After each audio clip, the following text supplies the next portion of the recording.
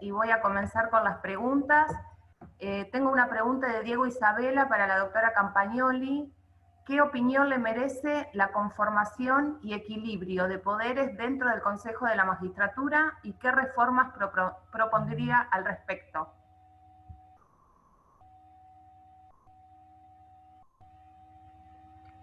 Nosotros presentamos con la doctora Carrió el proyecto de reforma de la composición del Consejo de la Magistratura que devolvía al Consejo la composición aumentando la cantidad de abogados, incluyendo abogados de la matrícula federal del interior, y aumentando, diferíamos con el del gobierno, creo, porque el gobierno ponía un académico, nosotros poníamos 2 académicos, pero era bastante similar al proyecto que había presentado el gobierno de Juntos por el Cambio para modificar el Consejo de la Magistratura, pero ampliábamos el número, ahora no lo tengo bien presente, pero creo que éramos a 13,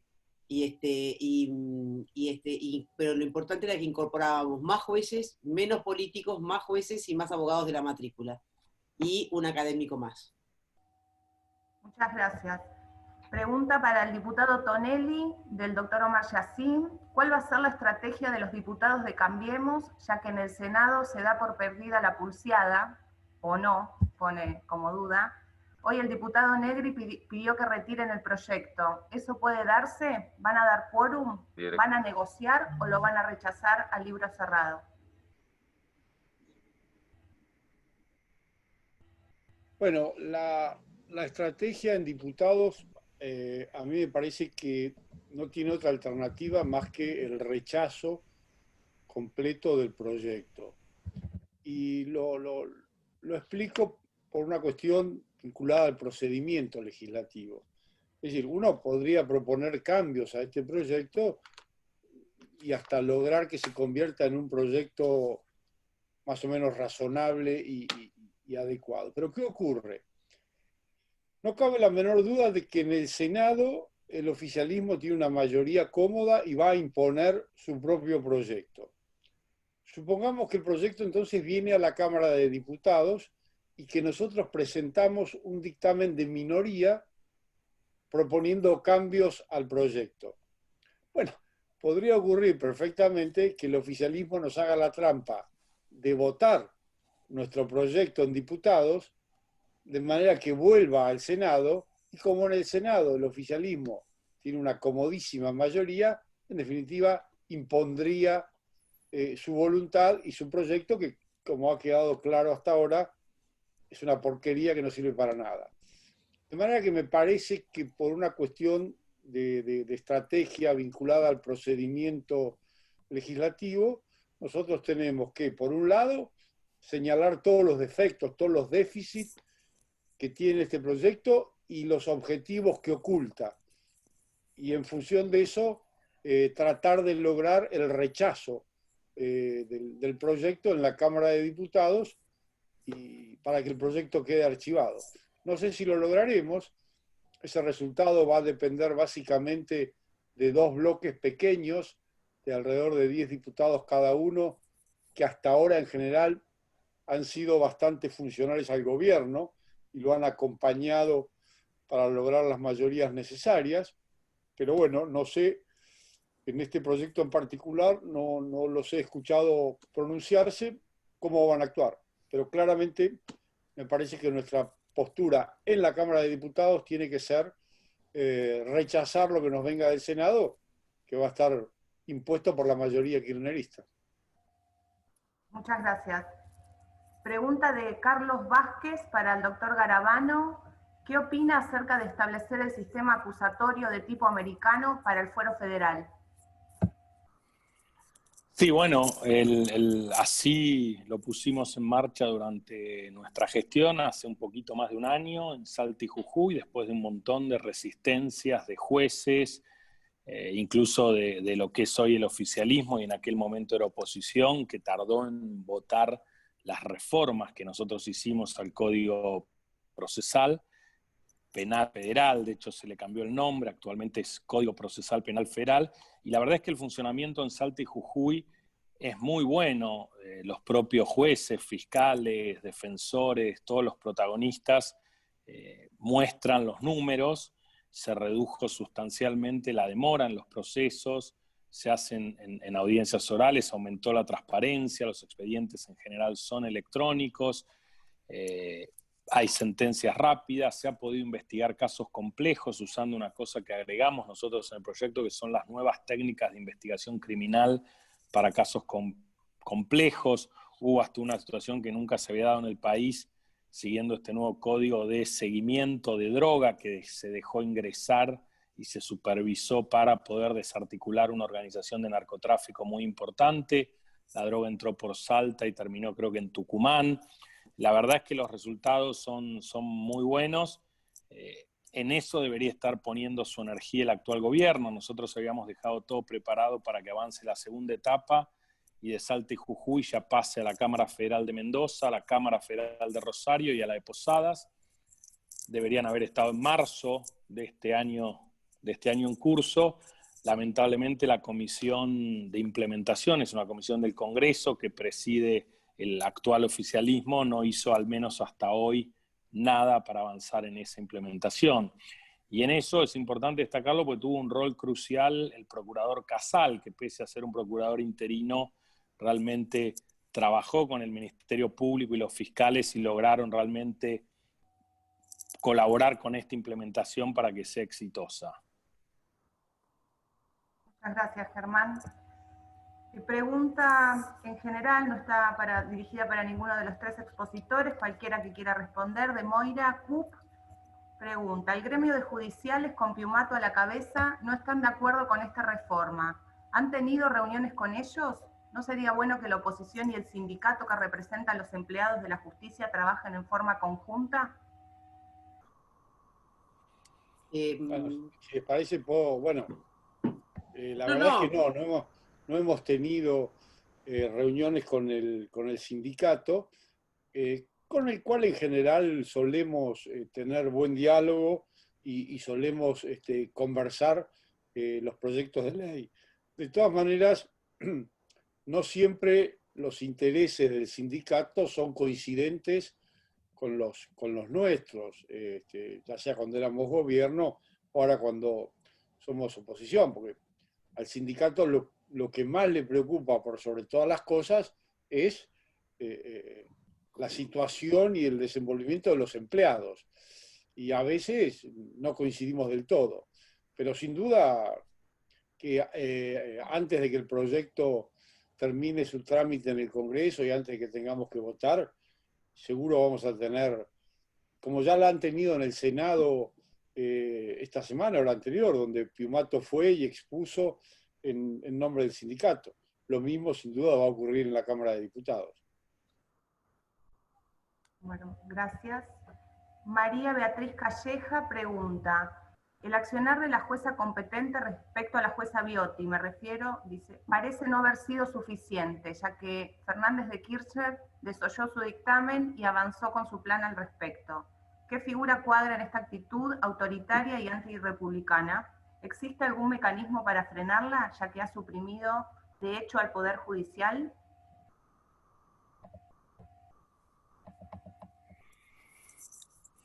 Sí, la verdad que el hecho en el Senado aparece como muy grave. Yo entiendo que son los propios senadores los que conocen en detalle el reglamento y cómo se abordó. Tengo entendido que el senador Naidenov y otros hicieron advertencias muy puntuales. Veremos en esto, hay que estar atentos también para, desde la política, no transformar esto también en una pelea política y que le saque legitimidad a los jueces en su reclamo, que hacen los propios jueces, que hace la propia jueza, que ve que su resolución fue de algún modo desoída o incumplida.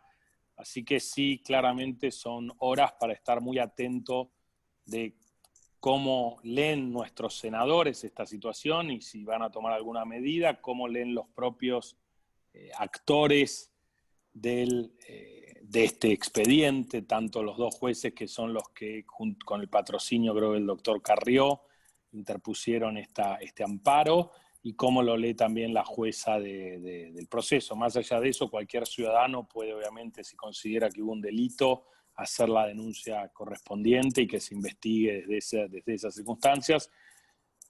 Pero me parece que también, al menos desde los lugares institucionales, tenemos que ser responsables, y si la jueza ya había tomado una medida preventiva, me parece que habrá que ver qué hace esa misma jueza y avalar las decisiones que tome la jueza para evitar este tipo de atropellos, que sí, yo creo que es muy grave.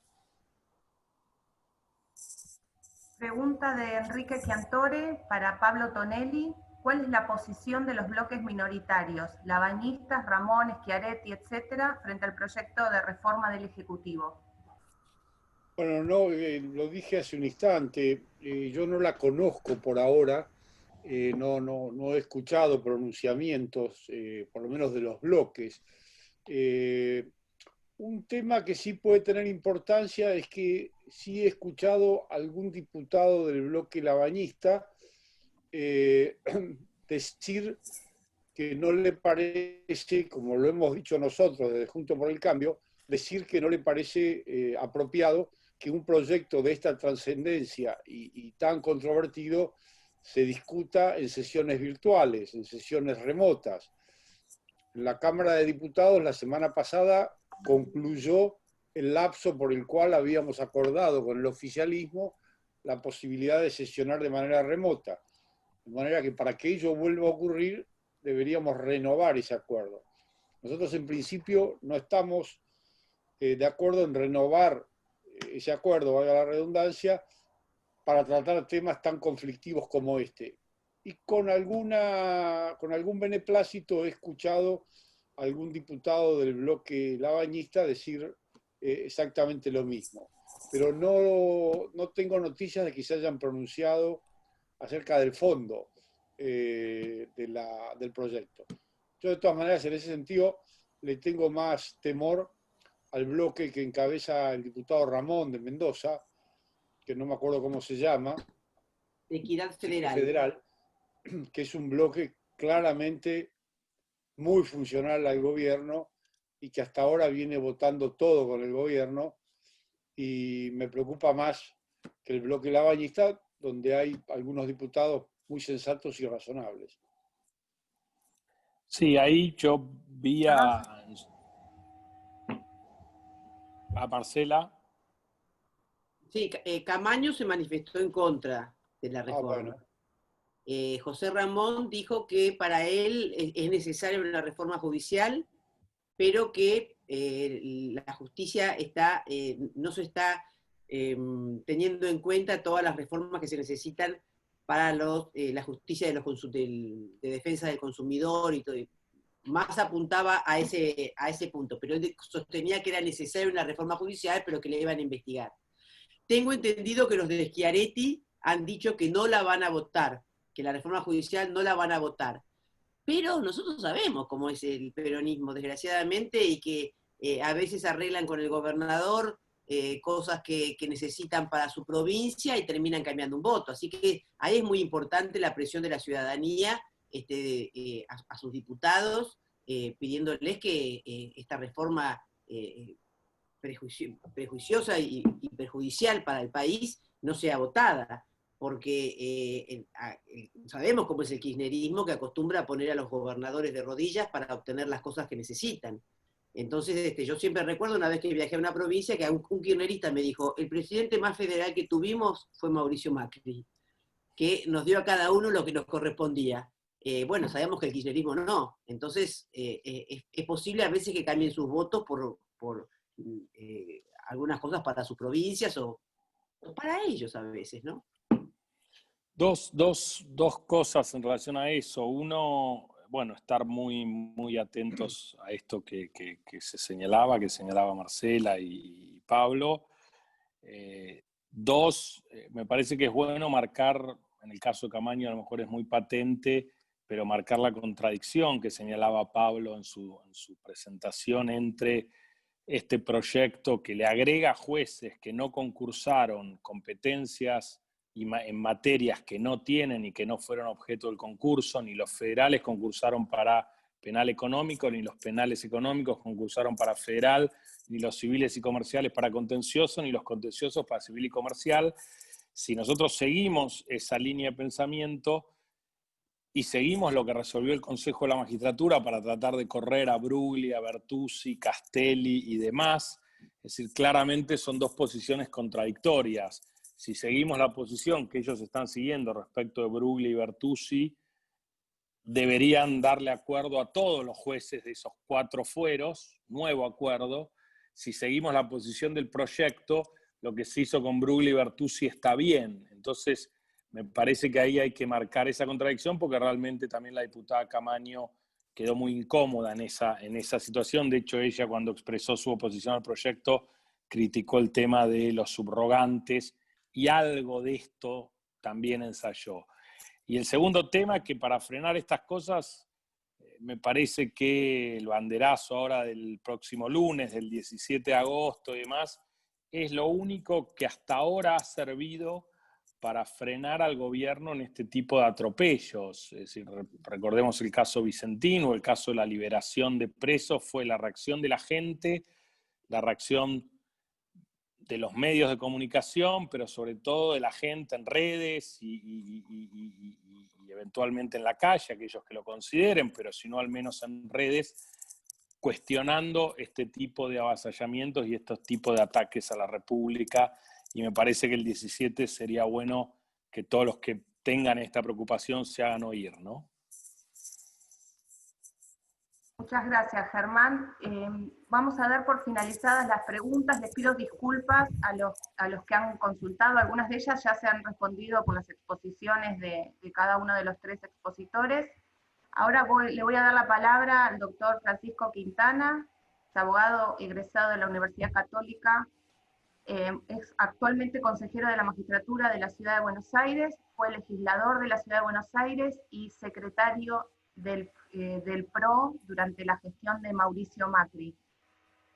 Francisco. Bueno, gracias Juan, y a través de Juan al resto de ustedes, no solo por la invitación, sino lo que me parece todavía mucho más importante, por la generación de un espacio como este, y gracias obviamente Germán, Marcela, Pablo, por lo que compartieron. Llegué a escuchar la mayoría de las exposiciones de los 3, sino también por la pelea diaria que sé que cada uno de ustedes está dando en distintos ámbitos.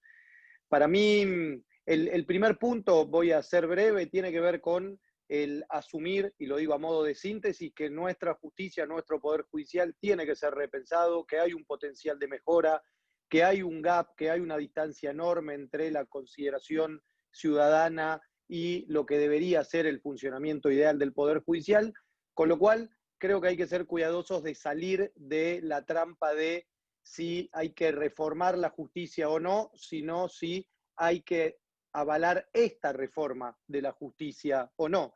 Y ahí, como decía quienes me precedieron en el uso de la palabra, está claro que la respuesta es un no contundente, y es un no contundente porque esta reforma es inoportuna, es equivocada desde las formas, es costosa, es tendenciosa, pero además no resuelve ninguno de los problemas reales que tiene el Poder Judicial en la actualidad. Germán hablaba de estas 2 dimensiones, de la Comisión Beraldi y del texto del proyecto en sí. No quiero ser redundante, pero ambos tienen falencias de fondo en el caso del proyecto de reforma, porque evidentemente plantea una solución que en su antecedente más inmediato demostró no ser acertada y permitió el desembarco en el fuero en Comodoro Pi en particular de muchos de los personajes que después fueron sumamente criticados, pero además porque se dedica, más allá del pomposo título de reforma judicial, solamente a una parte del funcionamiento de la justicia. En el caso de la comisión, la mayoría preconstituida demuestra la poca vocación de diálogo y de negociación del gobierno, como así también lo demuestra el ingreso por el Senado y no por la Cámara de Diputados, en donde seguramente se podría haber dado un debate mucho más rico, y no un debate limitado a ya darlo con una media sanción. Yo, en particular, como funcionario o como autoridad en el Poder Judicial local, sí me quiero quedar con la vocación plena de la Ciudad de Buenos Aires en avanzar en el proyecto de traspaso, proyecto que debería ser con la respectiva transferencia de recursos, proyecto que no completa las transferencias pendientes, pero que de todas maneras es un avance, Y sin embargo, más allá de la letra de la ley, lo que no quiero dejar de advertir, creo que era Marcela quien lo decía, porque en definitiva sabemos quiénes están del otro lado, ojalá se atengan a la letra de la Constitución y de la norma en caso de avanzar, por lo menos en lo que tiene que ver con el traspaso, independientemente de condenar el resto de la reforma y de, como decía Pablo, rechazarla en su conjunto. Decía, en caso de que haya vocación de avanzar con el traspaso, ojalá que sea con los recursos, ojalá que se parezca más al modelo traspaso de la policía, Mauricio Macri, presidente, Horacio Rodríguez Larreta, jefe de gobierno, y mucho menos al traspaso del subte, Cristina Kirchner, presidenta, Mauricio Macri, jefe de gobierno, que es el modelo precisamente del que deberíamos alejarnos. Para terminar, me quiero quedar con lo que dijeron los tres, que tiene que ver con que precisamente con números tan finitos en la Cámara de Diputados, que es donde probablemente, y lo digo compartiendo el espacio con Marcela y con Pablo, donde se va a definir el éxito o el fracaso de este proyecto del oficialismo, creo que toda la luz, toda la visibilidad, toda la condena social, toda la instalación de este tema en la agenda pública, pero sobre todo toda la conciencia que podemos generar sobre los efectos concretos, cotidianos, para el resto de la ciudadanía, va a ser fundamental para condicionar a aquellos diputados o aquellos bloques que todavía no tengan definido su voto. Y ahí creo tiene muchísimo valor espacios como este para generar cada vez más vocerías, para generar cada vez más letra y para que cada uno de nosotros seamos multiplicadores de este mensaje en los ámbitos en los cuales nos movemos. Dicho esto, para terminar, quería presentar y darle la palabra a Pablo Clusellas. La inmensa mayoría, si no todos ustedes lo conocen. Pablo fue no solo secretario legal y técnico de la ciudad, sino luego también a nivel nacional, acompañando en ambas gestiones a Mauricio. Actualmente es auditor de la ciudad de Buenos Aires y va a ser quien nos comparta unas palabras finales. Así que, Pablo, te cedo la palabra para que nos compartas algunas reflexiones y después sí ya dar por finalizado, supongo, la actividad.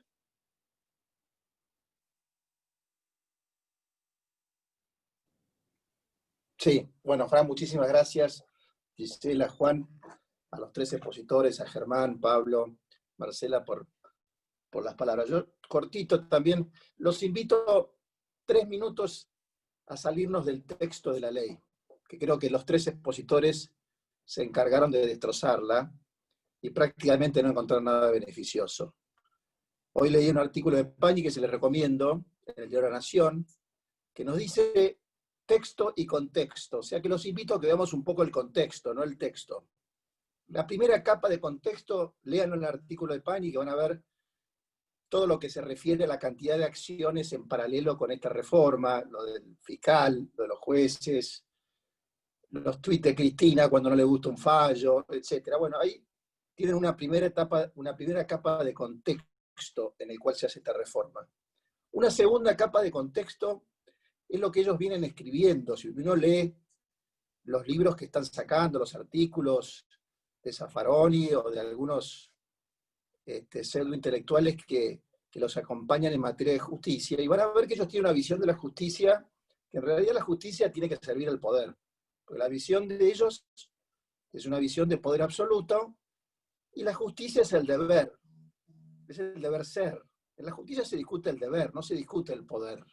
Cuando uno está en el Ejecutivo, ahí me tocó estar durante 12 años, se discute el poder. Es decir, uno puede hacer las cosas, uno puede hacer un decreto, puede hacer un proyecto de ley. La discusión no es el poder. El problema es el deber. Y en la justicia se discute el deber ser, el deber. Y a ellos, el concepto de poder que tienen, el deber les molesta, porque el deber los limita, los obliga a pensar. Vean nada más la reacción que tuvo Cristina cuando fue citada en esa audiencia, en su juicio, cómo se refirió a los jueces. Para ella el deber no existía, y les dijo, bueno, a ustedes los va a condenar la historia. Y hizo toda esa parodia de la mesa judicial. Porque ellos tienen esa visión del poder. Es decir, no me extraña a mí esta reforma. Si uno vemos lo que hicieron de 2010 a 2015, las reformas que plantearon, más o menos fueron por la misma línea, que es justamente tratar de sojuzgar la justicia, como el periodismo, debilitarlo, que no se transforme en alguien que les marque lo que debe ser, porque para ellos no existe el deber ser, solamente existe el poder. Por eso, cuando uno hace una ley, la primera pregunta que se debe hacer es qué es lo que quiero obtener. Primero, la primera incógnita es lo que quiero obtener. En función de lo que quiero obtener, hago una ley. ¿Sí? Primera incógnita es, bueno, ¿qué quiero obtener con esto? Y hago una ley. Si yo quisiera obtener una justicia débil, si yo quisiera obtener una justicia dependiente, si yo quisiera obtener una justicia sojuzgada, una justicia colonizada, si yo quisiese impunidad, este sería un texto de ley que sacaría, y no el que debería ser. Muchísimas gracias.